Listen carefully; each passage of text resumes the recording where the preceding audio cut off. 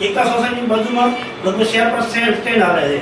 અમે આજે અમારી ટીમે રૂબરૂ લેવા મોઢે રૂમાલ બાંધી રૂબરૂ લેવા ગયા ત્યારે ખબર પડી અમને દારૂ આપ્યો એની. અને રથયાત્રા જેવું પવિત્ર હોય, બંદોબસ્ત એટલો બધો હોય છતાં એની હિંમત કેટલીક દારૂ રાખે એમ. અને એસપી સાહેબ અને પીઆઈ સાહેબ બે ખરેખર નિષ્ઠાવાન છે.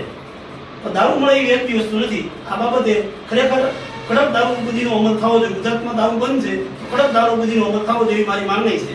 સાહેબને પણ કહું છું કે કડક દારૂબંધી વારંવાર રેડ પાડે જ છે સાહેબ, એમાં કોઈ માંગ નથી. પરંતુ વધારે આ લોકો વેચે નહીં અને એ લોકોને કદાચ ખાલી કરીને જમીનો સરકારી જમીનમાં એ લોકો રહે છે. આ લોકો જેટલા ગુપ્તેગરો સરકારી જમીનમાં રહે છે એ જમીન પણ ખાલી કરવામાં આવી વિનંતી છે.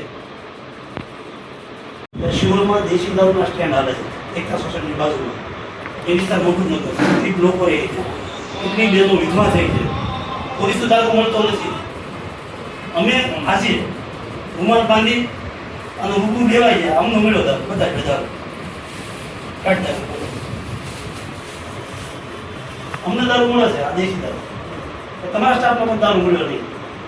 એટલે અમારી વિનંતી એવી છે કે દારૂ તાત્કાલિક પકડાય અને આ લોકોની અમે કાર્યવાહી કરવામાં ગરીબ માણસો નહીં રહી જાય. તો મને મળતો હોય દારૂ ત્યાં પડે ત્યાં બાજુમાં આડા આડા છે નથી ક્યાંથી લેવા ભાઈ ધેલાના બોડી ને ધેલો બોડી બરોબર છે. આ દારૂ દેશી પણ અત્યારે બીજું કે અમને દારૂ મળે છે ડિસ્ટર્બ નથી મળતો, સંપૂર્ણ બંધ થાય.